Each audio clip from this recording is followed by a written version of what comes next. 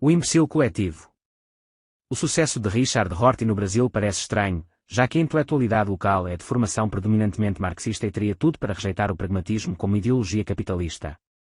Mas o terreno para o ingresso de Rorty já estava preparado por 3 décadas de hegemonia gramsciana. Gramsci, o teórico marxista mais influente no Brasil, não foi o marxista de raça pura, mas um mestiço de pragmatista, pela linhagem de seu mestre António Labriola. Labriola não apenas está de acordo com o pragmatismo nas linhas gerais, mas, por uma coincidência significativa, sua filosofia da história é idêntica à de Richard Rorty em particular, num ponto onde ambos estão em desacordo flagrante com Karl Marx, na negação de que a história tenha um sentido.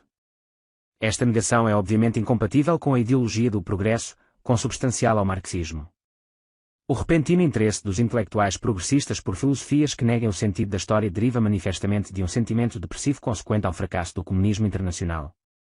Não conseguindo ater-se à visão otimista do comunismo, buscaram refúgio numa ideologia próxima, capaz de dar conta do curso aparentemente absurdo do devir histórico sem obrigá-los a uma ruptura com o fundo ateu e materialista do marxismo. Alguns empenharam-se, com esse fim, em vasculhar e resgatar antigos materialismos, que o marxismo acreditara ter absorvido e superado. Outros buscaram uma reaproximação com as correntes materialistas burguesas, como a filosofia analítica de Russell e Wittgenstein, muito lidos no Brasil durante a década que passou, e, naturalmente, o pragmatismo.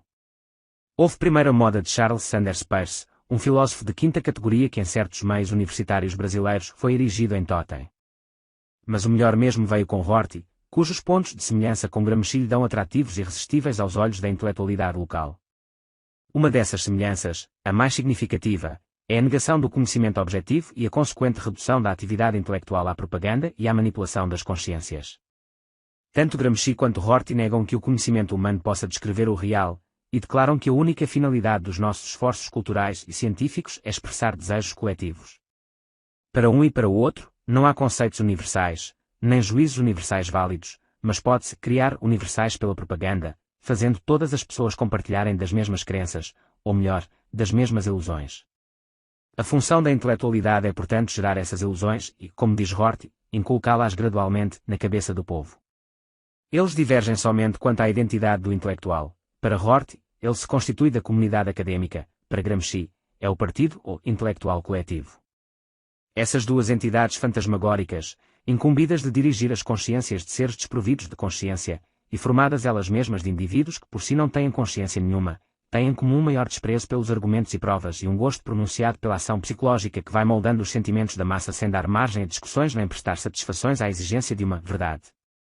Em ambas, a astúcia de manipular o real substitui a inteligência de conhecê-lo. Manipular o real? Não. Manipular a sua imagem na mente do público. Tanto quanto a comunidade académica de Peirce e Rorty, o intelectual coletivo de Gramsci não tem a unidade real de um organismo, mas a unidade funcional e mais ou menos convencional de um clube ou de um exército. Por esta mesma razão ele não pode ser inteligente, não pode ter percepções intuitivas. Que é inteligir?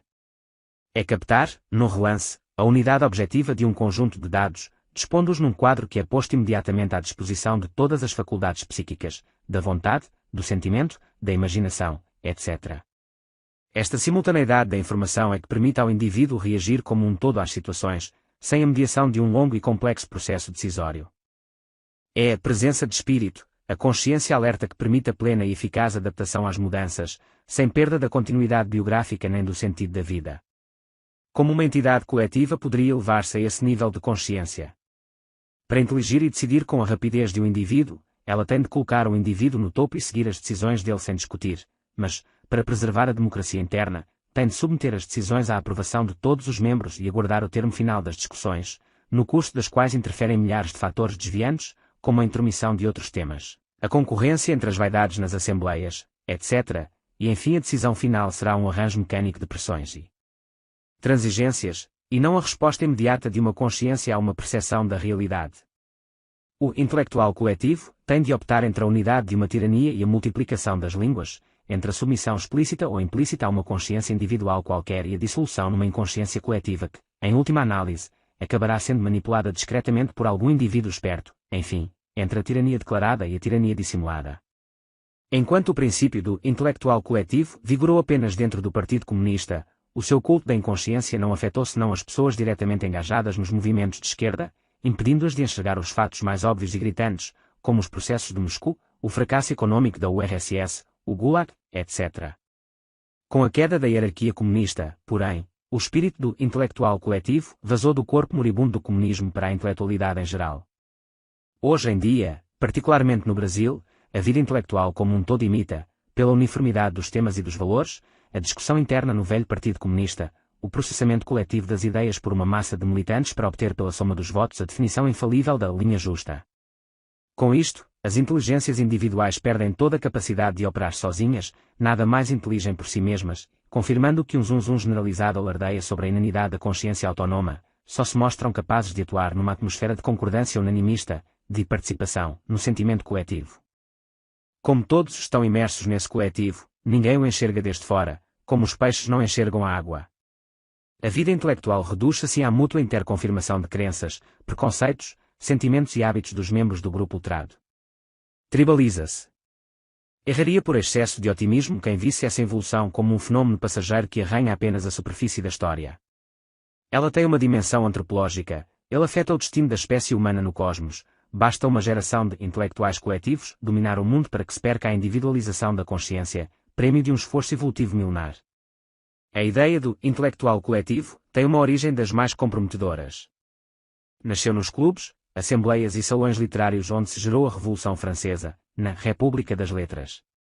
Foi ali que pela primeira vez a intelectualidade moderna sentiu a força da sua união e se sagrou rainha sob o título de opinião pública. De fato este termo não designava a opinião das massas, mas o sentimento comum das elites letradas.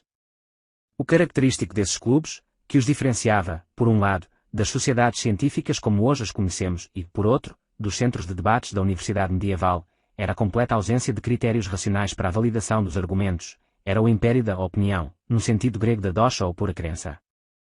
Questões teóricas de gnoseologia, de metafísica, de economia e mesmo de ciências naturais eram ali decididas no grito, segundo as preferências da maioria. A doutrina verdadeira não era a que coincidisse com a realidade, mas a que melhor expressasse as aspirações do coletivo, na linguagem mais lisonjeira às paixões do momento. Passado o vendaval da Revolução, as instituições científicas e universitárias da burguesia vencedora trataram, obviamente, de não se organizar segundo o exemplo das sociedades revolucionárias, mas segundo os moldes consagrados da Universidade Medieval e dos círculos científicos do Renascimento. A República das Letras, todos sabiam, servira para agitar as massas, mas não poderia servir para produzir conhecimento.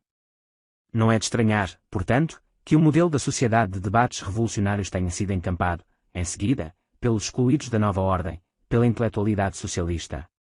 Mas não ficaria confinado aí para sempre.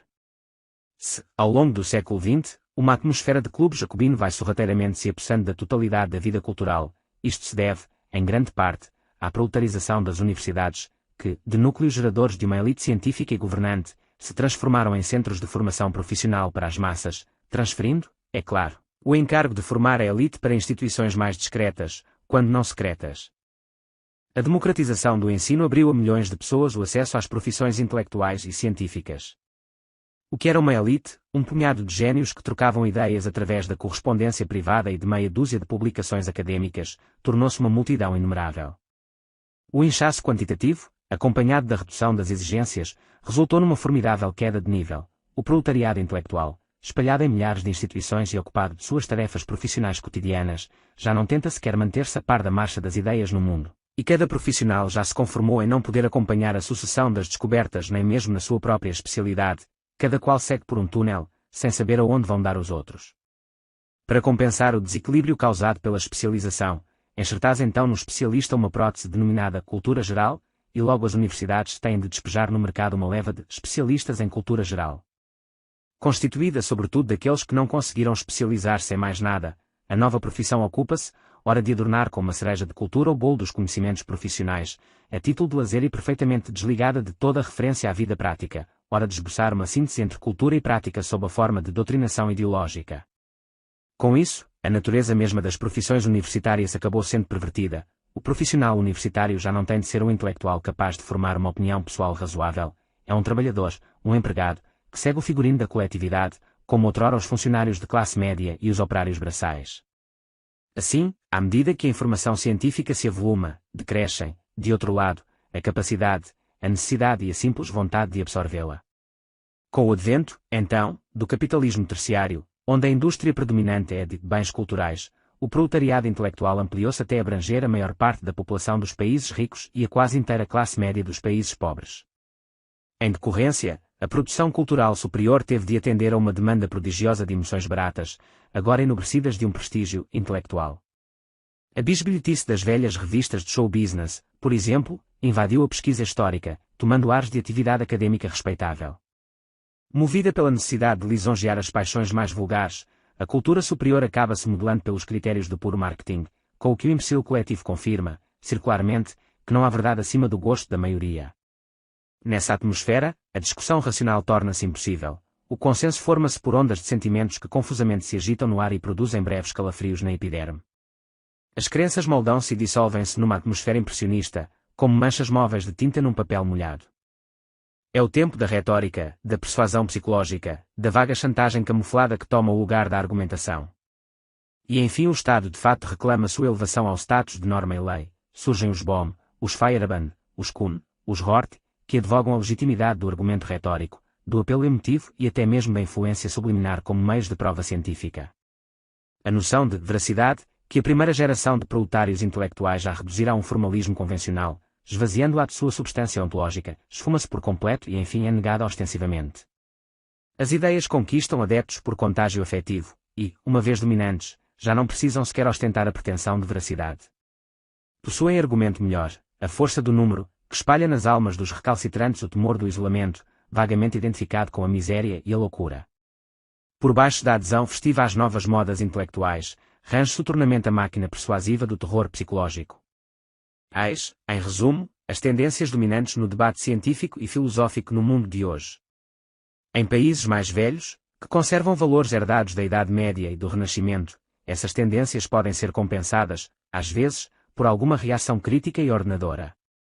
Mas os países novos, que entraram para a história depois da Revolução Francesa e pouco absorveram do legado dos séculos anteriores, não têm a mais mínima defesa contra o espírito do intelectual coletivo, que neles tende a ser identificado, num dogmatismo inconsciente, como a única encarnação possível da ideia de cultura superior.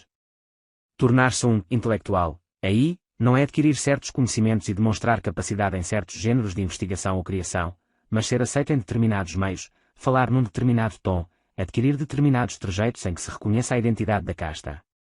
Daí que um grande filósofo que vive isolado acabe sendo excluído da história cultural do país, como ocorreu com Mário Ferreira dos Santos, ao passo que o homem de mundo, popular em certos grupos, se tornará um intelectual célebre mesmo que não deixe obra que valha a pena ler e mesmo que nada descubra que valha a pena saber. O Brasil é a terra prometida do intelectual coletivo.